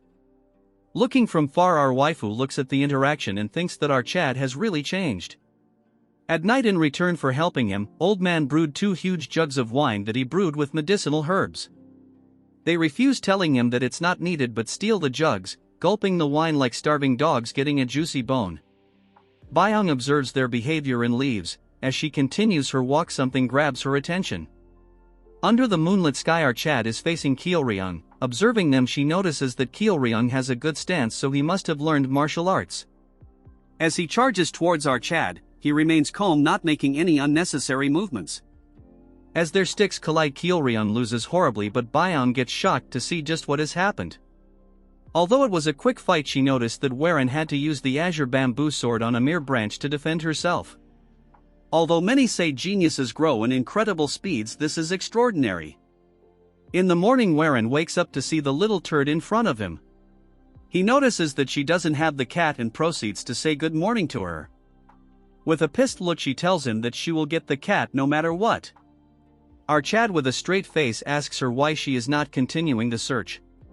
She tells him that she has duties to fulfill, however she will come to catch that cat again in the future. As she leaves, our bully tells her to take care. She turns around to ask our Chad which sect he is from. Warren tells her that he is from a small sect that she would never know about. With a frustrated look, she leaves the scene, and our Chad hopes that he would not run into her at the Jaegal clan. Moving to her, she is pissed because he is lying to her till the end. She is not dumb, because there is no way a small sect could have that much chi. Aside from our Chad, who has a huge chi pool, even his companion seems quite formidable. If she were to see Byang fight, she would probably die in shock. She orders her guards to investigate all of them and tell them to find out where they are from, even their family background and what martial arts they use. Hearing these words, everyone present barks, following the words of their master. At Mount Wudong, we see our Chad walking around the forest. He roams around until he finds a pond. Walking across, he reaches the top of Mount Wudong. Watching across, he sees the entire area. Thinking about it, he thinks that the sun sets and another day will pass. He thinks that he cannot stay at this place forever, and at this point he has given up. He meets his peers and tells them to listen to him carefully. He tells them that they will leave completely as soon as the preparations are complete. The turds think their muscles have been stiff for long. As for our waifu with Grace, she says that she will pack her things. As they go inside, our Chad sees them. From behind, someone is approaching him fast. It's Kyeolryung. He is asking our Chad for help. Our boy tells him to catch his breath since he ran continuously. Crying out loud, he tells out Chad that Baekseal must have gotten hurt, as he shows him his fur covered in blood. Wherein thinks it has gone too much since they have chased the cat continuously, it has now gotten injured. Kyeolryung elaborates that by this time Baekseal should have retuned, since he is nowhere to be seen, he must have gotten hurt. Our Chad was about to leave, but this is too much, so he grits his teeth and asks Kyeolryung where Baekseal's territory might be. Kyeolryung is confused for the first time, so Wherein asks him where he met Kitty for the first time. Hearing this out, he says that he knows what he means, so our Chad decides to help him out. He tells Kyeolryung that since Baekseal is like family to him, he will naturally help him out. Using his aerial arts, our Chad storms through the forest, not wasting a single minute. Kyeolryung points out the location and they reach a mountain. Looking down, Wherein is shocked that his hideout is all the way down there. Going down, they start calling for him until Kyeolryung cries, showing our Kitty's blood and fur. Looking at the signs, our Chad thinks that given the signs he must be very close. As they continue searching, calling for his name, our Chad assures him that the traces mean our Kitty is around here. So they should look a little longer, but when something grabs his attention, a huge boulder blocking the entrance. Getting close to the boulder and analyzing it, our Chad feels a breeze and thinks that there is an opening behind the boulder. He tries to flex and thinks of lifting the boulder. He tries using all his strength, but it won't budge. This is embarrassing to him, so he figures it out that he cannot move with the amount of chi he has. He thinks of getting the help of Byeon or the two muscle heads. Kyeolryung finds a hole, shocking our boy. To keep his pride, our Chad tells him that because of his efforts it made a crack. But Kyeolryung breaks his bubble, telling him that the crack has always been there. Hearing this, it shatters the little pride Wherein had left. Kyeolryung thinks that Baekseal might have passed through it. Since it is dangerous, our Chad goes in to check it out. After going inside, he is shocked that it's so spacious here. Moreover, it's amazing that there is such a large chamber behind this boulder. A sudden bright light appears. It is so bright that he cannot see anything, but after adjusting to it he can see a man.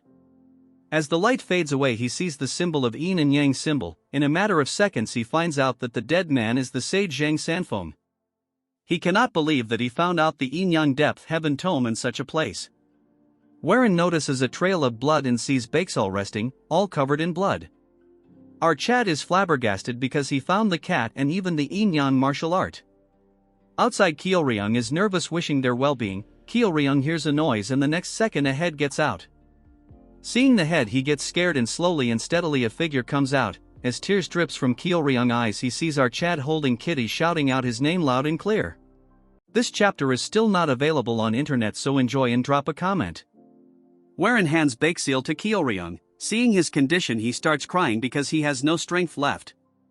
As he continues to cry, our Chad remains silent, turning around. He looks at the martial manual he discovered inside the cave. Now we move on to what happened inside the cave. After he discovered Baekseal, he grits his teeth in anger looking at his condition. He laughs at the situation and then moves on to Kitty, scolding him because Kyeolryung is very worried about him. After taking a close look, he is relieved that it's not a serious injury, so it can easily be treated.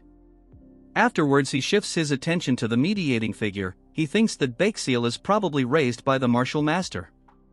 He picks up his Kitty and tells him that he needs to get him treated first and then he can come look around this place. All of a sudden the figure starts radiating light again, the figure slowly starting to disappear. Seeing this, he rushes towards the figure to discover a martial art. Moving to the present, he looks at the martial manual, thinking to himself. He thinks it is fate that he followed Baekseal. If he didn't, he would never be able to discover this secret place. If this was in the past, he would never have the heart to help a child in dire. Closing his eyes and taking a deep breath. Thinking to himself that things have changed, expecting more things to change in the future. His sect was not destroyed and will instead become one of the strongest sect in Hanan. Moreover, his family is living happily without any changes. So no matter what happens, he will make this happen. After some time, Kitty is all patched up. Kyeolryung continues to cry. His grandfather tells him that it was not a serious injury and it will heal very fast. Our Chad comes outside after delivering Kitty to its owner, just to find his raging waifu ready to beat him to a pulp. Telling him what took him so long is they have been waiting for too long. He apologizes to Byung, telling her that Bakeseal was injured, so he was anxious and went out to look for him. She tells him that he should at least let them know before taking action. He tells her that they can really leave now, since he found Kitty and got what he wanted. Byung with a straight face tells him that they are fully prepared, but she wants to know what he meant by getting what he wanted. Asking him if he really found the ginseng, turning around tells her that he didn't find the ginseng but something more important than it. She is baffled because it's hard to find anything more valuable than ginseng. He gets into his acting mode, glazing himself and telling them that he has gotten the future. Everyone present gets shocked by his reply as he takes him leave to get dressed. After getting dressed, he tells Old Man that he owes him a lot and it's time to take his leave. Kyeolryung asks him if he is really going to leave, wherein tells Kyeolryung that if he ever needs help or wants to find him. He takes out a sign telling him that if takes this and goes to Hanan, he can find our Chad and he will help him out in any way possible. Hearing this, kiddo gets shy as he nods his head. Warren turns around bidding them farewell. As he leaves, Old Man tells him that he has been nice to them, and they are just people who make a living by picking herbs. Yet not knowing who they are, our Chad still helped them. He asks him if there is a particular reason. Our Chad thinks to himself that at first it was because he wanted something, but as he spent more time with them he grew attached to Kyeolryung. Our Chad tells him one word, telling him that it's because he looks just like him. Hearing this response, the Old Man is stunned. As they see each other, if Kyeolryung tells our Chad to come and visit him soon. Byung asks him if he gave the jade emblem of the clan. Our Chad laughs, telling her that he has learned a lot from Kyeolryung, elaborating that he is more important than any pack. In a flashback, we see a young Manhwa introducing herself to our Chad, telling him that she will be serving him from now onwards.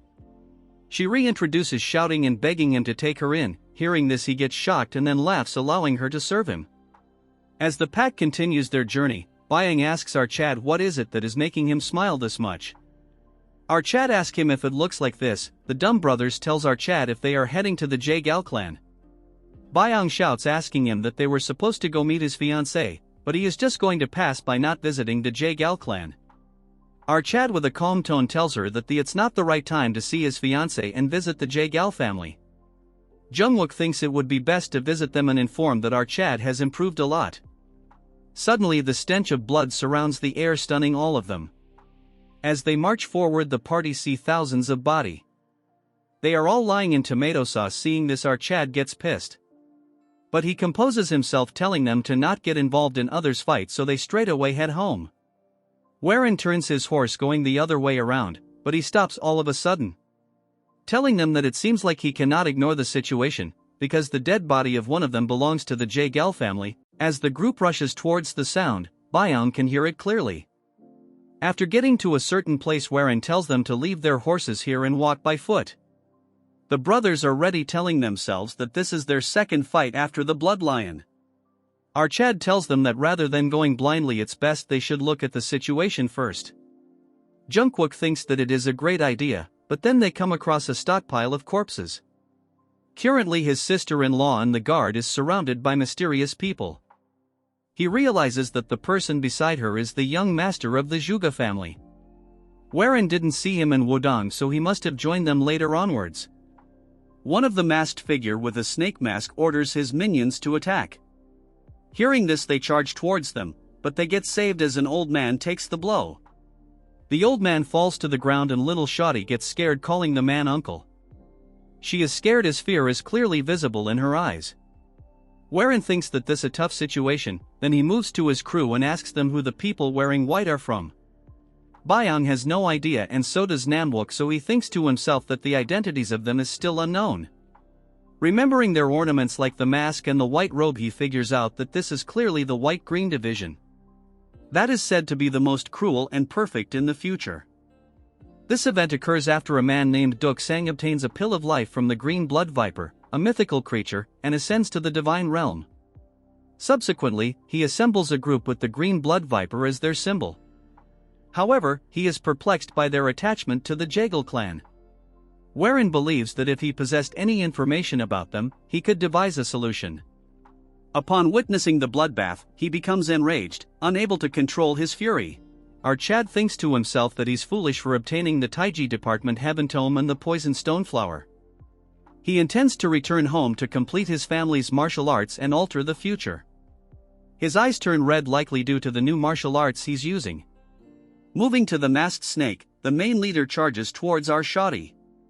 As he leaps in the air to stab her, before she can react, a figure steps in, blocking the attack and injuring the attacker. Seeing our Chad, she's shocked. He reveals his identity, telling her he's the young master of the Yong clan. Hearing this, the man pauses for a moment before commanding his minion to kill them. They try to attack our Chad, but instantly, his squad blocks all their attacks. The Zhuge clan turd asks our Chad if he's truly Yong wearing, and he's heard that he's too unwell to even move around. Everyone starts talking, and our Chad tells them to keep quiet since now isn't a time for conversation. The kid wonders to himself how he's changed so much in a year. The snake turd asks our Chad who he is. Like a savage, he tells him they might be people who happen to pass by. The snake turd thinks for a moment and tells our Chad it doesn't matter and that they'll all die here. Warren is in a tough situation, and they can't win against them head-on. They don't have the numbers advantage over them, but the J-Gals can no longer fight. He needs to ensure everyone gets out of this alive. Byung tells our Chad she'll fight, but the turd angers our Chad. He tells him he was acting all confident, yet now he's gonna hide behind some woman. Hearing this, our Chad gets angry and tells him he'll fight him head-on. The man thinks they're all a bunch of young fools as our Chad charges towards him. Byung gets stopped by Namwook, who tells her that the old young masters are gone, so it's best to watch what he does. He charges towards the turd with anger, cursing him a man. Seeing this, he thinks he might not have truly changed. The man believes it's an easy fight as their swords collide. The man tells our Chad if this is what it takes to make him this mad. However, our Chad is incredibly focused on defeating him, closing the distance and successfully misbalancing the snake. Taking advantage of this opportunity, he lands a lethal swift blow, instantly cutting off one of his fingers. Seeing this, everyone is shocked, even the snake himself. Warren is furious because he wanted to cut off an arm, but he managed to minimize the damage sustained by swinging his arm around even with his vision obscured. However, he then smiles, thinking to himself that he has achieved his goal. Byung is so worried that she wants to rush over, but again, one of the brothers stops her, telling Byung to wait around. As our Chad comes face to face with the snake, he tells him that what he needs is a moment of advantage. From now on, it will be a game of luck. He stares him with a dominating look, shocking the snake by telling him to inform squad leader Duk Sang that he himself is from the Hidden Saint cult. From afar, Warren's companies are thinking to themselves. Junwook tells Byung that our Chad is probably saying something, but he cannot tell what he is saying. Byung figures out that he is using the sound transmission technique. Realizing this, she is shocked because it's not an easy skill to learn. Moreover, she cannot figure out when he managed to learn this. Moving to our Chad, he tells Snake Turd that if he tells him all this, he will forgive him, telling him to leave. The man grits his teeth in anger, telling him how can he know their squad leader's name, questioning who he is. Our Chad is in a tight spot because he is still doubting him despite the fact that he knows the name of their squad leader. Warren takes a second to think, but he does not have that luxury as man hold his sword, telling him to tell him everything clearly. Warren starts telling him that 5 years ago, when the Hidden Saint cult was eradicated by the 3 demonic heavens, he was one of the people present there. Warren asks the turd as he is not one of the people that are trying to revive the cult. Our Chad boldly declares that he is a man from the Hidden Saint cult. The turd gets closer to our Chad, ready to attack him, but stops the sword at our Chad's neck. Seeing this, his accomplices call for his safety. The man finds it hard to believe that our Chad, who is barely 20 years old, yet he knows the name of the squad leader, as well as about the Hidden Saint cult. The man finds it very hard to believe, but he will believe our Chad if he can answer just one of his questions, asking him which heaven of the Hidden Saint cult he belongs to. Hearing this, our Chad doesn't make an expression because currently the turd is testing him. According to what he knows from the future, the Hidden Saint cult right now is a union of 3 groups rather than a single unified group. The Sun Saint cult, which pursues power over anything else. Then there is the Moon Saint cult, which pursues religion, and the Hidden Saint cult, which mediates the group. However, it is not known which group the Green Blood Viper belongs to. It would not be likely for the Hidden Saint cult and the Moon Saint cult to make an assassin organization. So it makes more sense if the Sun Saint cult did such a thing. But he cannot cancel out the possibility that the Moon Saint cult or the Hidden Saint cult cannot create one. This is all a gamble, but it is all he has always done, which is best to put his money on which is the most likely bet.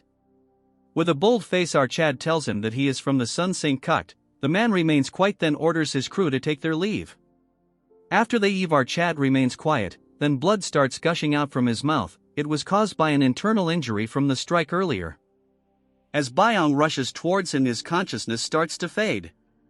Later that day at the evening, Warren wakes up from his sleep, as he overhears people telling everyone to hurry up their work.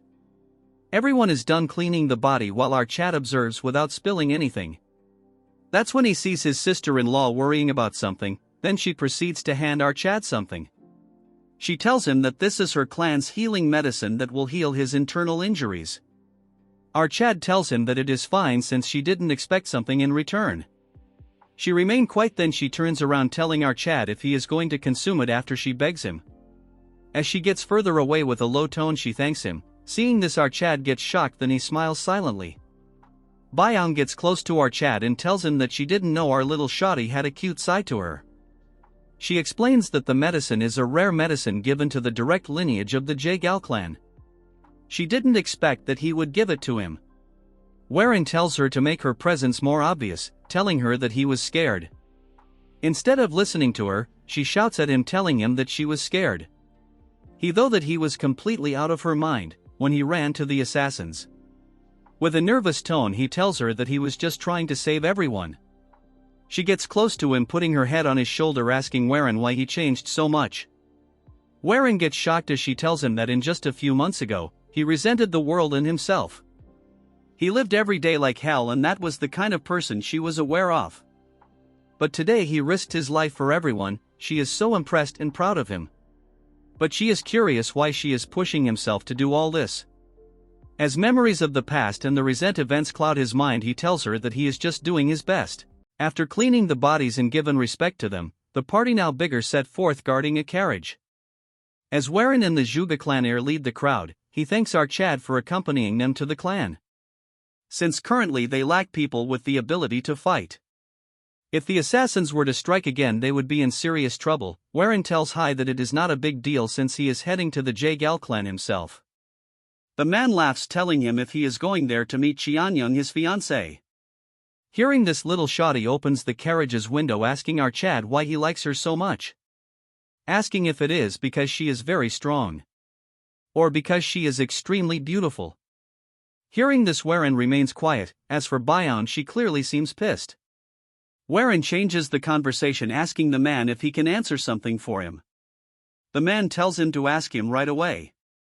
So our Chad without a doubt asks him why the assassins were attacking the Jaegal clan.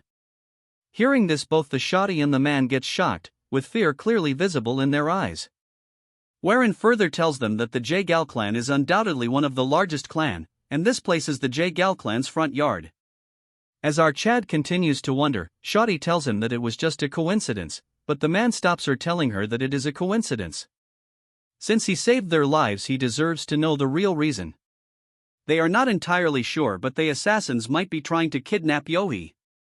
Hearing this, she remains quiet. As for Warren, he asks her what this has to do with her. The man tells our Chad when they killed the guards there was no hesitation, but when it comes to Yohei they didn't harm her in any way. But one thing that is clear is that there is a group bearing bad intentions against their clan. Warren thinks that if they want to kidnap her, there must be something they want in return. The man remains quiet because he is aware that someone has been targeting their clan. But this incident crossed all boundaries. With a serious tone, he wonders if this is because an information unknown to us was leaked. As soon as they reach the Jaegal clan, bustling noises as they enter the Jaegal clan. As they enter the main residences, our Chad thinks to himself that after a very long time he is going to see her again, his fiancée Qianyang. In his past life, the marriage between Qianyang and our Chad had been arranged before their birth. But they were living two completely different lives. He was someone who was always ill, and she was the one who chased martial arts. As such, they slowly grew further and further away from her. Until finally something happened, but before he could recall this, a voice grabs his attention, telling our Chad to go and meet the clan leader. Warren tells his group to rest and soon he will join them. After entering the main hall, our Chad introduces himself, but before he could finish, the leader rushes towards him and starts laughing. He is really shocked to see what is going on. He is very happy because our Chad looks happy, which is the polar opposite of the last time he saw him. This man is the leader of the Jagal clan, the heaven-ruling sword Jagal Chiak. It has been a long time and he asks how our Chad's father is doing. Warren tells him that his family is doing great and he has sent his regards. The leader then inspects our Chad's body, telling him that he has great physique, so he must be training in martial art. He, with a smirk on his face, tells our Chad seeing his current self, his daughter will be very happy. Our Chad brushes off his question, as old man tells him that he has taken too much of his time.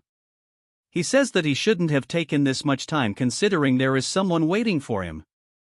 As our Chad was taking his leave, the leader tells our Chad they have another guest who has arrived, and since they are of similar age it might not be a bad idea to have a conversation. Warren says that he will keep this in mind. As he takes his leave, the atmosphere of the room turns dark. Old man gets serious, asking the man what had happened. As Warren leaves the main hall, he wonders that he has met the clan leader and all that is left is to meet his fiancée. As he approaches the yard, he notices two men conversing. The man insists on meeting someone, but the guard denies him entry. Taking a closer look, the man instantly recognizes our Chad. This turd turns to our Chad and makes a look as if he is superior to our Chad. The man leads his hand, introducing himself as someone from the Songchun clan. As if we care, we will call him Minion. Warren, after taking another look, figures out that he is the guest. Our Chad asks him if he is here to see Chong Young. As expected, the man says he arrived here first. As our Chad grips his hands, he tells him that he has heard many things about his clan. Then moves on to telling him that he is here to meet the lady that is fiancée even before he was born. Hearing this, the man gets poised, telling our Chad that he has heard news that he has rather been sick. Before he could finish, a man asks them if they are here to meet Chong Young, and she is probably in the courtyard right now. As they were approaching the courtyard, a sword flies past them that they barely manage to dodge. Warren gets shocked when he sees her facing a guard. The man loses the fight and she sheathes her sword, finding it extremely boring, looking aloof. This part starts in the future, where a bunch of ants for no reason are shouting the name of the Snowblossom Blade. What do they think this is, a weekend concert? One turd shouts that the Snowblossom Blade of someplace has returned with the head of a demonic human. One simps tells the other one that it's hard to believe that the Jagal clan produced such a prodigy, and even heard rumors that she is crazy about martial arts. Then one of them says that her name was Jagal Chian Young. Still, I prefer the red-haired baddie. From afar, someone else was spotting her. It was no one other than our Chad. As he continued to stare her like crazy, she noticed him looking his way. As they continue to stare at each other, we move to the future. On the present, she is sparring with a side character, as our boy tells us, the viewers, that thanks to the efforts she put into training, she received her flashy title. As such, in the future, she became one of the 3 strongest female martial artists at the age of 40. Looking at her current condition, she has surpassed our Chad in term of swordsmanship. The senior simps runs to her like a dog, calling her name. He greets her, telling her that it's been a while, but she remains quiet until she asks him why he is coming here so often. The simps tells her that it's because he wanted to see her. Hearing this, she tells him to stop this drama, since she already has a fiancé, and just compare faces for once, dude looks like a malnourished Dwayne Johnson with hair.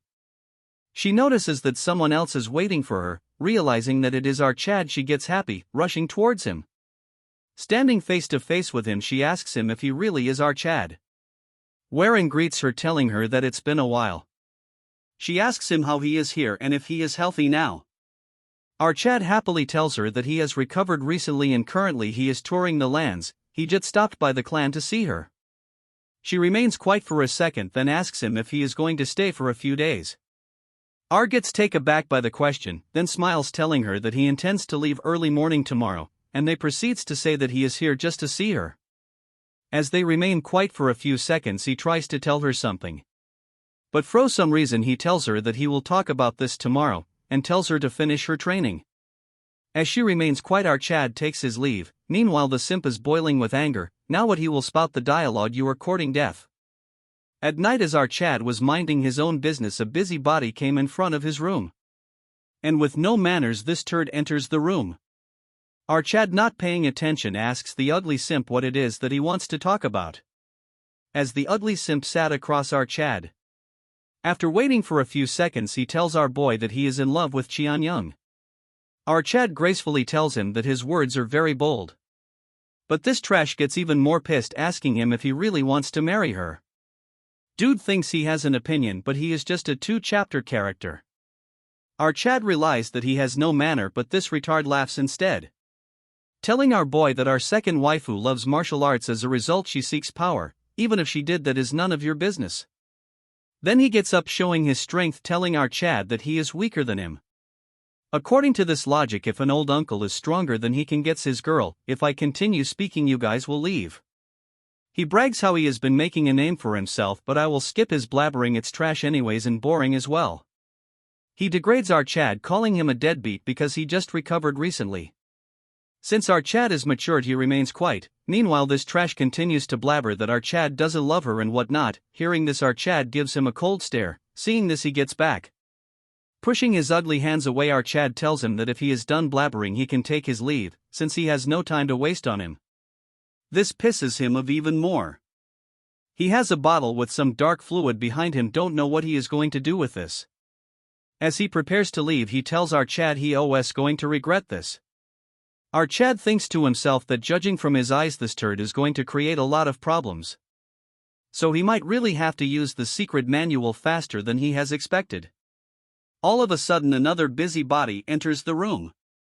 This pisses off our Chad until he sees that it's Yohi all dressed up. Seeing her in this attire, he gets shocked, asking her what brings her here. She gets polite, asking him that she heard that he is going to leave tomorrow. Our Chad thinks to himself that now she looks like a proper lady. Smiling, he thinks it's funny that he saw a completely different side of her in Mount Wudong. Our Chad tells her that a longer stay might interfere with Yong's training and he has matters to attend at home. She unrests our Chad, then take a 180, asking him if he is really going to marry his sister. She gets red. What is happening? Is dude going to bag 2 sisters? Our Chad is exhausted because everyone is interested in his marriage. The next day, in front of the gate, everyone is here to bid had farewell. They wanted our Chad to stay a few more days, but he cannot. He has given his greeting to his fiancée, now he is going to take his leave. The guide tells Yong that it is quite disappointing. Our Chad asks his fiancée if they can talk privately for a moment, but a busybody starts barking. It's that Simpson. Without saying anything, he formally introduces himself and then requests a duel with our Chad. We are back with another part. Don't comment. Short tell that to the makers. Why are the chapters so small? As the ugly Barbie stands face to face with our Chad, hearing this, Yohi and the assistant is shocked, but waifu remains quiet, not reacting. Then she tells the turd that he really is shameless. Guess she forgot the word ugly. With a cold stare, she tells him that he is stupid because he is asking a duel with someone who has just recovered. If she truly wishes to fight, then he should act properly and pick a date ahead of time. This nobody thinks he is cool. I guess you guys are getting annoyed like me. He smirks, telling her that how can it be shameful to challenge a heir of a martial clan to a duel. Then this nobody boasts that he was merely trying to witness the renowned soaring dragon emperor of the Tianzhong clan. He then comes up with an excuse that since our Chad was leaving, so he had to grab this opportunity and do so, otherwise. He thinks, behaves politely, asking our Chad if he will accept it. Warren looks left and then right, noticing how the crowd is discussing about what is happening. Our Chad realizes that he is trying to humiliate our Chad, but what can you guys expect from a 5-character chapter? Our Chad has realized that his body has yet to fully recover, but he cannot stand back as he looks at his group. The 2 muscleheads are super confident. As for Byung, she is worried. Namwook, from his expression, tells her that he should show him clearly that his sword has recovered. Our Chad laughs, then asks Byung if she is not going to stop him from turning him down. She tells him that he has yet to recover from his injuries after fighting the assassins. This is what she wanted to say, but she gets closer to him and with a confident face tells him that she knows he will accept the duel anyways. She comes forwards that she is aware that what he will do is best for the Tianzhong clan. As a member of the clan, she will gladly follow the path he walks. Okay, enough yapping, wife her up right now, since she believes that he will accept the duel and win. Hearing all this, Warren gets shocked. then he remembers the moment that has and thinks that she might have changed a little. Hearing all this, Warren smiles and tells the turd that as the heir of his clan he will gladly accept the duel. As they get to the arena, surrounded by the crowd, Yohei tells them that this is a friendly duel and they may use chi, but lethal moves are completely forbidden. If one loses the grip on their sword or if the sword break, they will lose the duel. Additionally, the destruction of one's sword due to the inability to endure more chi shall also count as loss.